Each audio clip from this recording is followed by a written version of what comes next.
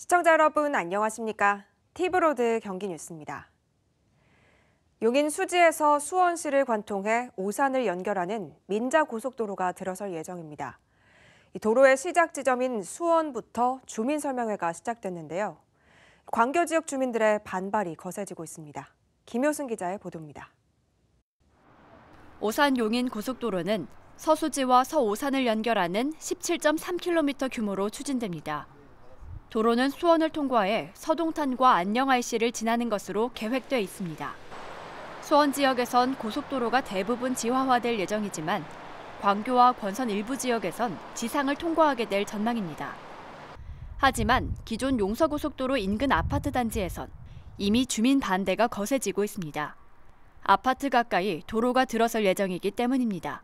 완충 녹지 구간으로 이렇게 설정을 해놓고 있거든요.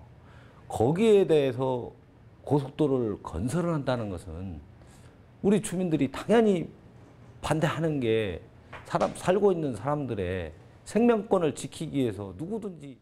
오산 용인 고속도로 주민 설명회는 첫날부터 도로 건설 반대 현수막이 내걸리고 팻말 든 시민들이 몰려들었습니다. 보고 계시는 도면은 초안에는 아직 반영이 되지 않은 도면이고 이거는 저희가 본할 때 설명회에선 그동안 알려지지 않았던 구체적인 계획과 도로 위치가 드러나면서 주민들이 크게 동요했습니다.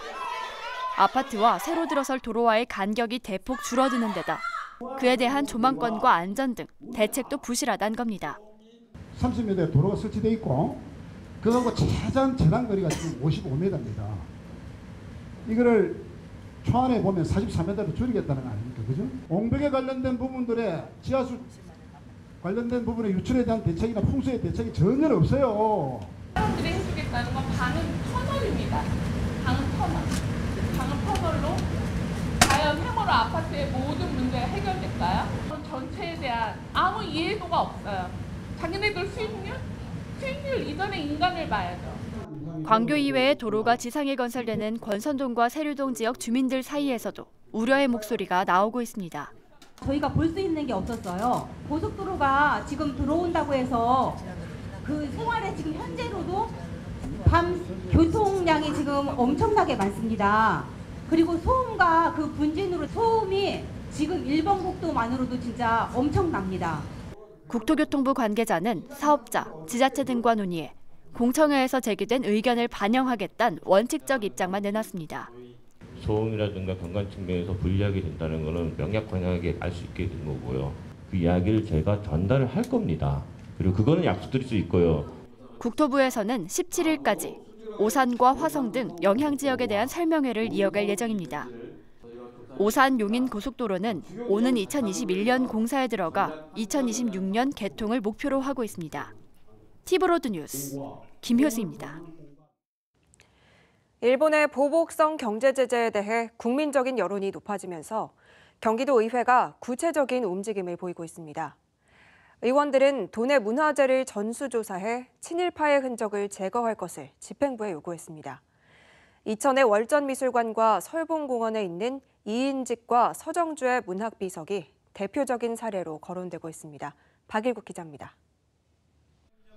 경기도의회 의원들이 도내 문화재에 남아있는 친일파의 흔적을 찾아 제거할 것을 요구하고 나섰습니다.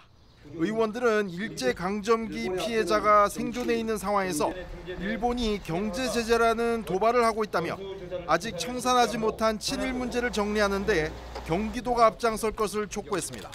문화재에 대한 전수조사를 경기도가 실시해서 친일파 흔적을 찾아내고 만약에 찾아낸 내용이 있다고 하면 공론화 과정을 거쳐서 없애는 방향으로 추진해야 된다고 저는 생각하고 있습니다. 의원들은 친일 논란이 있는 월전 장우선 씨와 관련해 이천 시립 월전미술관과 이천 설봉공원에 있는 이인직과 서정주의 문학비석 등을 대표적인 사례로 꼽았습니다. 월전미술관은 명칭을 변경하는 방안을 제시했고 비석을 제거하는 방안을 내놓기도 했습니다. 경기도의회는 임시회 마지막 본회의를 통해 일본 정부의 위협 중단을 촉구하고 피해 방지 대책을 요구하는 결의안을 채택하고 3.1운동과 임시정부 기념사업 지원 조례를 통과시켰습니다. 자유와 독립의 가치를 지닌 3.1운동 정신의 계승을 통해 도민들이 역사적 자긍심을 고양할 수 있도록 관련 사업을 지원하고자 하는 것으로서 심사 결과 원안 가결하였습니다.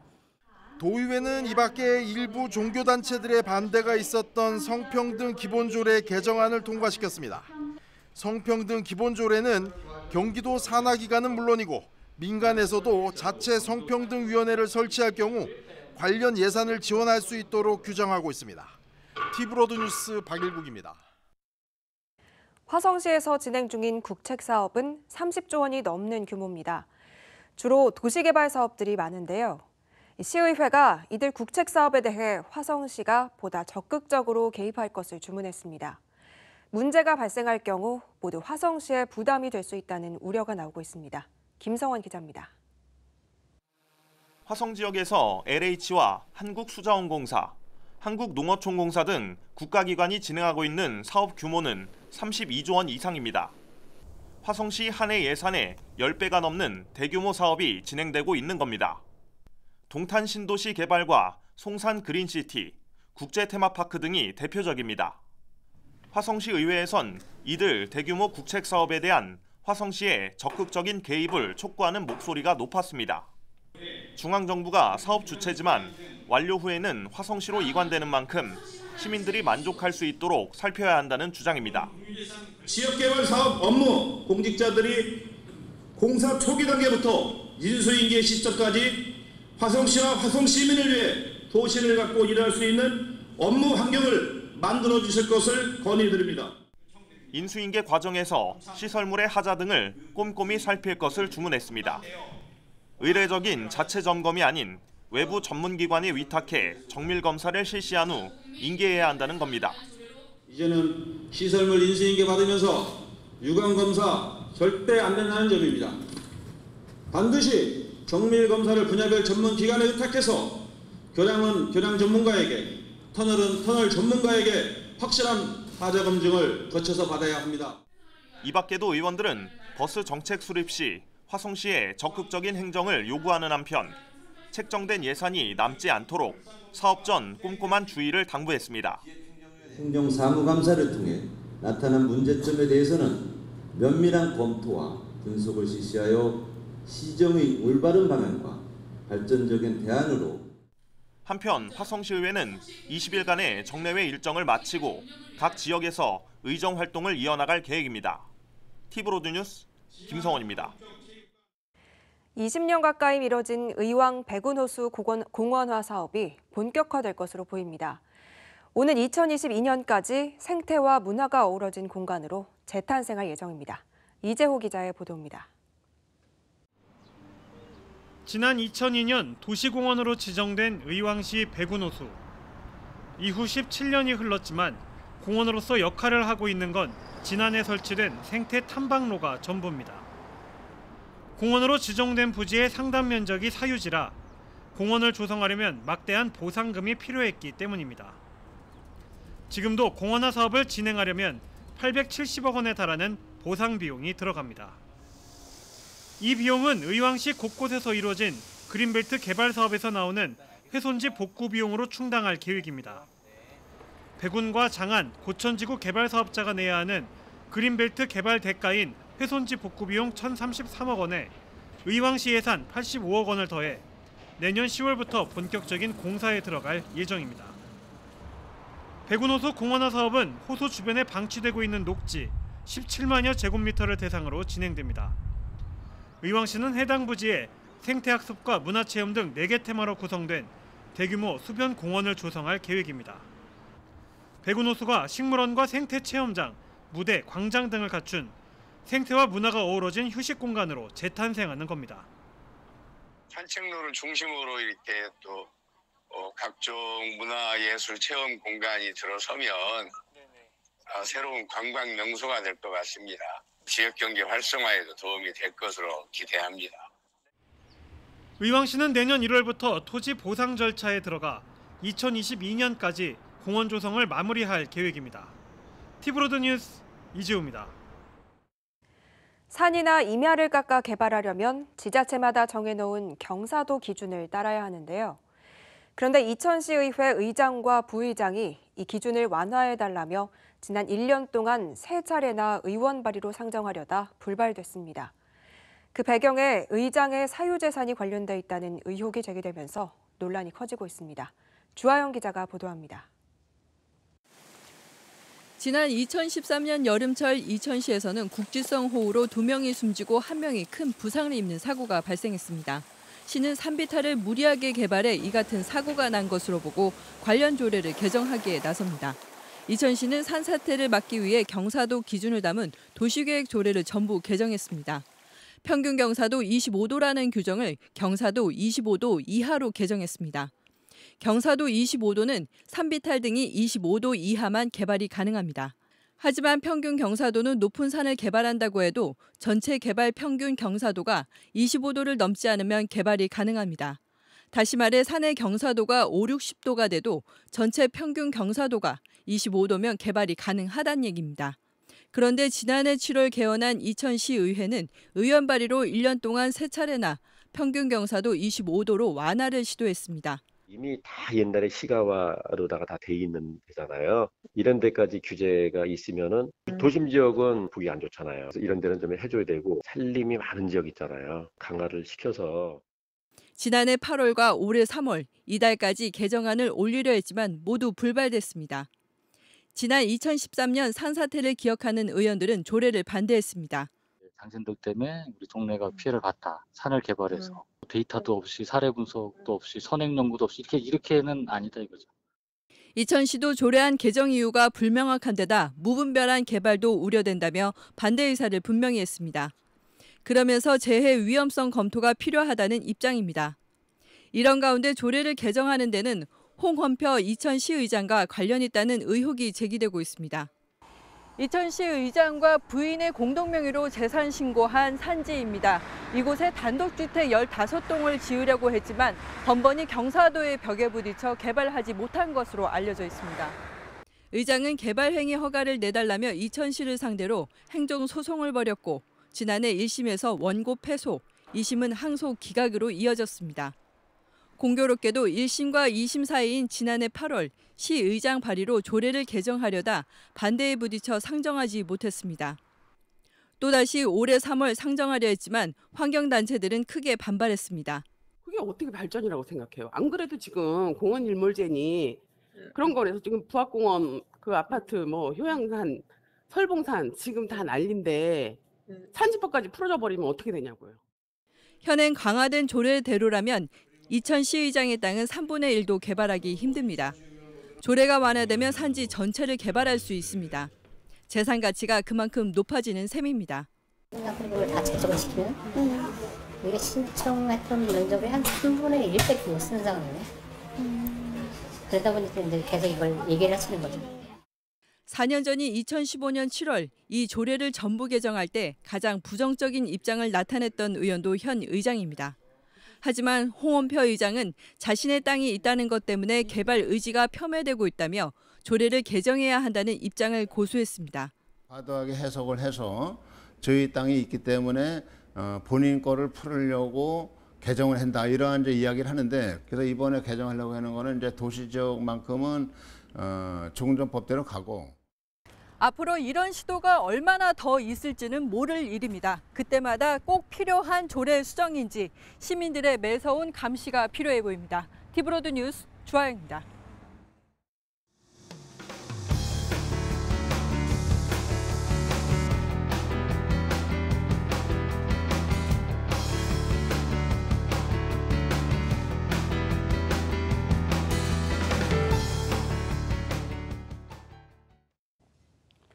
다음 달 8월 15일 제14회 해양스포츠제전이 안산, 화성, 시흥에서 펼쳐집니다. 각 지방정부는 18일까지 4일간 개최되는 이번 해양스포츠제전이 해양관광산업 발전에 새로운 계기가 될 것으로 기대하고 있습니다. 심재호 기자가 보도합니다. 다음 달 15일부터 18일까지 시흥, 안산, 화성시 등 3개 지역에서 전국 해양스포츠제전이 펼쳐집니다. 올해로 14번째를 맞이하는 이번 행사는 해양수산부와 문화체육부가 주최하고 시흥시와 안산시, 화성시, 경기도, 수자원공사 그리고 한국관광공사가 공동 주관하게 됩니다. 시화호, 새로운 해양 레저의 큰 물결을 슬로건으로 한 이번 제전의 대표시는 시흥시가 맡기로 했습니다. 시흥의 거북선, 안산의 반달섬, 화성 전국항 등 3곳에서 4개의 정식 종목과 4개의 번외 종목이 펼쳐지며 35가지의 체험 프로그램은 모두 무료로 체험할 수 있게 됩니다. 시흥시 거북섬에서는 정식 종목인 철인 3종 경기와 번외 종목인 바다수영, 드래곤보트, 고무보트 대회가 열립니다. 안산시 반달섬에서는 정식 종목인 카누, 핀수영 대회와 번외 종목인 숏보드 대회가 열립니다. 화성시 전곡항에서는 정식 종목인 요트 대회와 펀보트, 요트, 숏보드 등 체험 프로그램이 방문객을 기다리고 있습니다.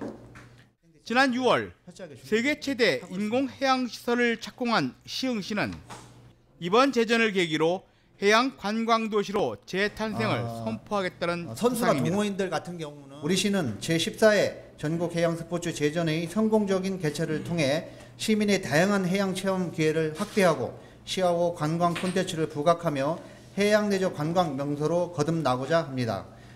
시흥시는 지난 6월 세계 최대 규모의 인공 서핑 웨이브 파크를 착공한 데 이어 관성어 생산 유통단지인 아쿠아 팻랜드, 해양 생물 전문 구조 치료센터인 해양 생태과학관 등 해양 클러스터를 조성 중입니다.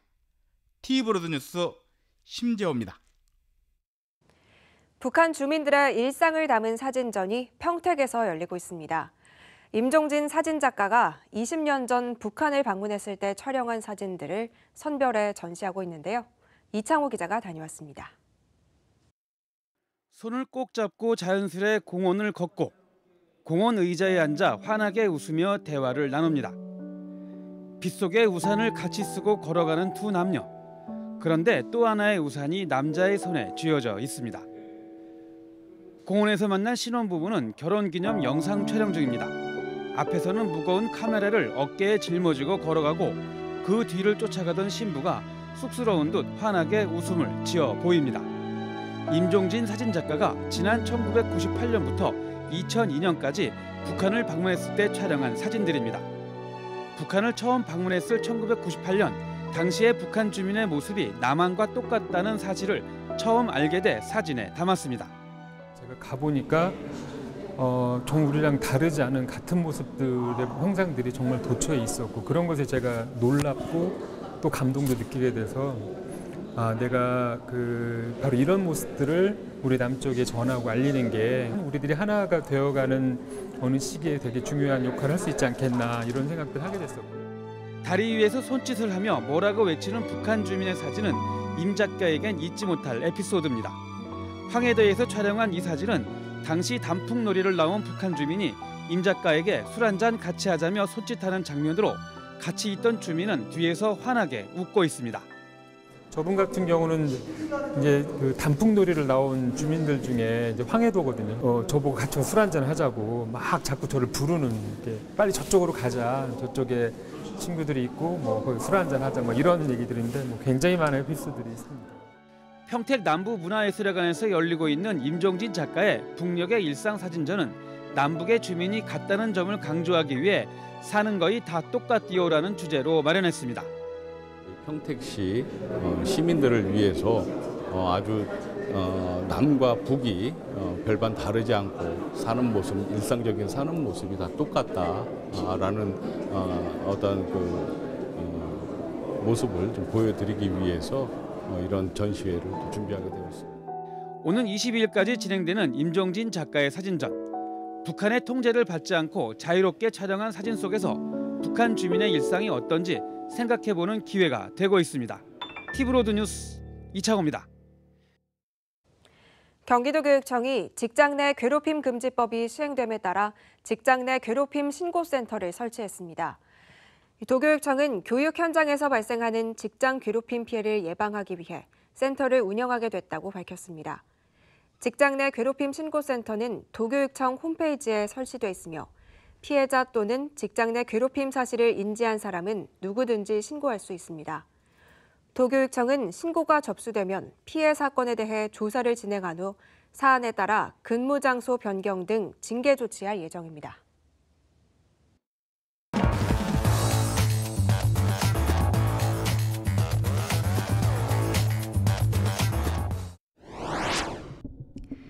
우리가 숨쉬는 공기 속 떠다니는 수많은 먼지, 그중 석탄이나 석유 등 화석 연료를 태우거나 공장과 자동차에서 가스가 배출될 때 발생하게 되는 것이 바로 미세먼지인데요. 아침에 일어나면 미세먼지 농도를 확인하는 것이 일상이 된 요즘. 마스크 없이 맑은 공기를 마셔본 날이 손에 꼽아야 할 만큼 미세먼지로 인한 피해가 심각합니다. 미세먼지로 인한 피해, 이것만은 알아두세요. 미세먼지 주의보일 때는 창문을 닫아 먼지의 유입을 막고 외출을 삼가야 합니다. 특히 어린이와 노약자, 호흡기와 심혈관 질환자는 외출을 자제해야 합니다. 부득이하게 외출할 경우엔 안경과 마스크, 긴 소매 옷을 착용해 신체 노출을 최소화해야 합니다. 학교에서는 야외 수업을 실내 수업으로 대체하고 장시간 야외 활동을 자제합니다. 외출 후에는 샤워, 세수, 양치질을 해 몸에 남아있는 미세먼지를 제거해줍니다. 수분이 부족할 경우 미세먼지 성분의 침투가 쉬워지므로 물을 자주 마시는 게 좋습니다. 농수산물은 흐르는 물에 충분히 씻은 후 섭취하고 조리기구는 깨끗이 닦아 2차 오염을 예방합니다. 미세먼지로 인한 피해, 철저한 대응으로 최소화할 수 있습니다. 다음은 지역 소식입니다.